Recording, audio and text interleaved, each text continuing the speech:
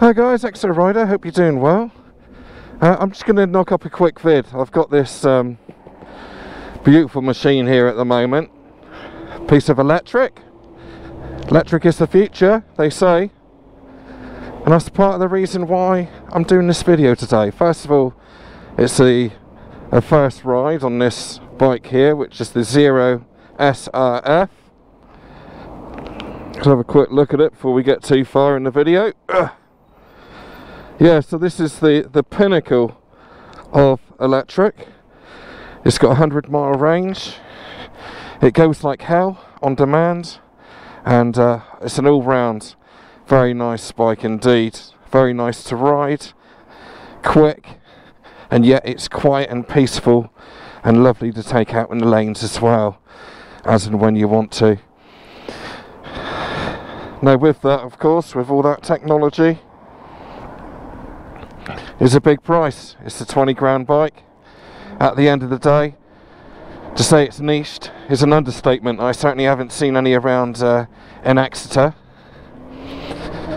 And this is kind of a video in two parts really. First of all, I think there's a big problem with electric which nobody's discussing, which I'll get to in a minute. And secondly, the whole ULEZ scheme and the LTNs that I've recently put a video up in Exeter, low traffic neighbourhoods, which we're going into one right now actually, is a right mess, isn't it? It really is. I mean, the ULEZ thing is really kicking off. There's riots going on and all sorts, and I can totally see why. You know, it's just the world is in a mess, isn't it? At the end of the day, with the whole, you know, motor industry. Gone are the times where you could enjoy motoring, and now they're just putting sticks in the way all the time. Remember those days of the adverts and the cars that you could buy? And all those nostalgic times all seem to be disappearing, don't they? So here we have a low traffic neighbourhood. This was a main route through from one side of the city to, well, one parish, should I say, to another. It worked really well, and this is where I filmed last time. So what we're going to do is, obviously I can't go any further. I'm going to turn the bike off and do a walk. There she is waiting there to be picked up.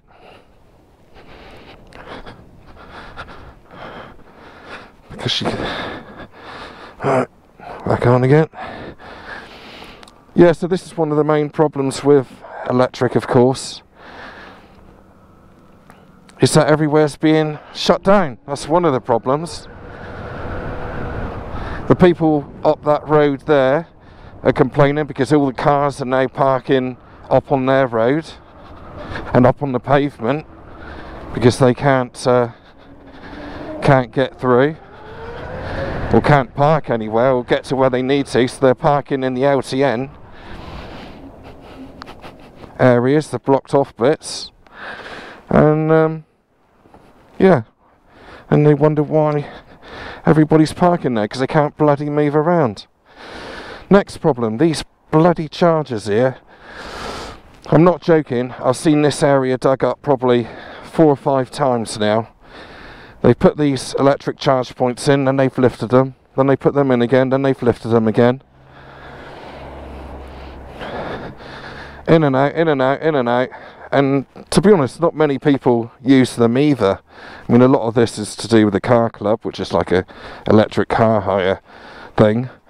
Now, while we're talking about the Zero, one thing I haven't needed to do is to charge up via one of these charge stations. I think a lot of people were put off by that, thinking that they've got to come to one of these places or have a Type 2 connector connected to your house to charge it. I haven't needed to. I've found that the 100-mile range has been fine for me. I've done decent trips on it. I've gone down to Exmouth, I've gone to Torquay. I've done a lot on it without needing to have one of these fast chargers. If I was to use one of these fast chargers, then I could get it charged in an hour and a half, couple hours. But as I say, I haven't needed to. In fact, you can get chargers which will charge that one in about an hour. Now, here's another problem. This is the main problem with electric, okay, in my opinion, is that with the advancement and everybody saying about range and charge times, the actual problem is actually humans are causing the problem. These things being dug up all the time, for example. I mean, what's that all about? Yeah, he's pointing at it now. These things being dug up all the time, what is that all about? What a waste of time, waste of money, and that money gets charged to the customer then, doesn't it? Or frontline people. Next issue is the price. The price is still too expensive for the everyday man. You know, I mean, I can see why this bike is 20 grand. It's designed and made in California. They're very reliable machines. The tech is fantastic on it. The battery is way ahead of its time, 10 years ahead of its time compared to many others, as is the actual motor itself as well. Is way ahead of its time. But people don't want, you know, people don't need all of that. There's 0D make bikes which are just above 10 grand, but they don't look like that. You know, we need electric bikes which look like that, with that range, with, you know, a sort of, I don't know, 10 grand price point, if it's going to be top of the range, or 10, 12 grand, let's say. It's disappointing because you can see what they're trying to do. You can see how passionate they are about making these bikes and making it work, you know. But with these stupid charges going in and out, or the low traffic neighbourhoods, which is just absolute balderdash, let's put it that way. You know, everything is fighting each other. So you know, where do we go with it? Absolute total mess. While I think about it, those LTNs, there's another place where this side of the city is blocked off, and there's some bollards there in a place called Whipton, and people have been chopping them down. And I don't mean once or twice, I mean apparently it's been quite a lot. So, you know what? Yeah, it's breaking the law. I don't bloody blame them for a second.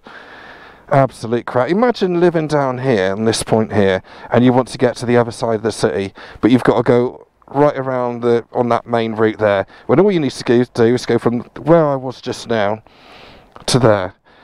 That's all you need to do. You've already covered most of the distance, so why can't you just cover that little bit of 400 yards there to get out the other side? Absolute crap. The whole lot is absolute balderdash. So anyway, I've got this bike for about 2 weeks, all being good.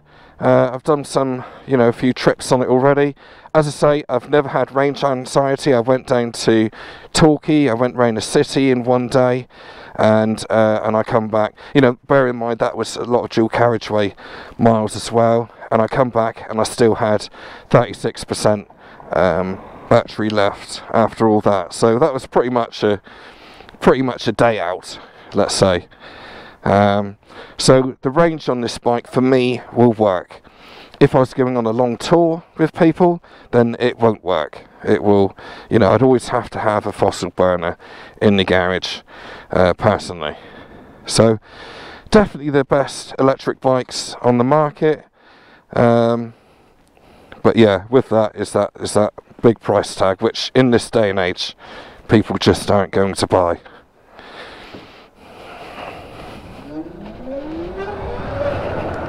So with electric, you get the power, you get the speed, and it's lovely going around in a nice, quiet, non-vibratory manner. It's really nice. Loads of power on demand. Got cruise control as well. It's just a really, really nice way of getting around. I'd be more than happy with dumping one of my bikes and riding electric if it looked like this, if the price tag was better. no question. I'd much rather go around the city on an electric bike than a combustion engine, no doubt about it. The argument that cars can't hear you is not really relative, I don't think, because they can't hear you if they're behind you anyway, got their windows up, air conditioning on and the radio playing. So not really one there. The only time that it really matters is when you're in narrow streets, for example, like this down here, like the old girl there. You know, you've got to be aware of other people, that, you know, pedestrians are the ones you've got to be aware of, and even cats and dogs, you know, they can't hear you. So you've got to be really careful of that as well. But overall, I still think electric is the way to go, but I think humans just constantly keep on cocking it up. And the decent bikes that are around are normally scooters, such as the Silence scooter, which I had a little while ago. Fantastic machine. It did everything a city commuter wants to do. Yes, it was £7,500, but you can get them for around £6,000 if you don't want the top spec one, which is still good enough. Choo-choo. And that scooter was the most realistic electric that I've ridden, and I really think there's a place for that. But it's a scooter, you know, we want something that looks like a motorbike, don't we? Looks a bit more masculine than a Penelope pit stop machine, which is a shame, because it had so much going for it, that bike, you know, whether it's the how cheap it was to run and charge. You know, you could still do 60 miles in a day, charge it up overnight, it will do another 65 the next day. Really nice little machine, that. But it's a scooter, as I say. Whereas this, absolutely everything that you'd want in an electric bike. Well, for a naked style bike anyway. But do we really want that? No, we don't. We don't. You know, some people want the added comfort of an adventure bike, which Zero D make an adventure style bike as well. So, you know, I'm only judging this on, you know, riding 1.0. I have ridden this bike before. It's great to have this one long term, because I can go to work on it, which I will be in a minute. And yeah, loads of pull. Still really cheap to run, cheaper than fuel by a lot. But anyway, I'm going to leave it there. Humans are going to mess up the electric bike movement. That is my opinion. And it's already happening, like I say, with these charge points, with the ridiculous prices of electric as well. It works, it does exactly what you want it to do. No vibrations. All those people that have written in saying, well, what's a good bike for carpal tunnel that doesn't vibrate on the handlebars? One of these. Easy answer. But some money, isn't it? So anyway, I'm going to be bringing you at some point a full review on the Zero SRF.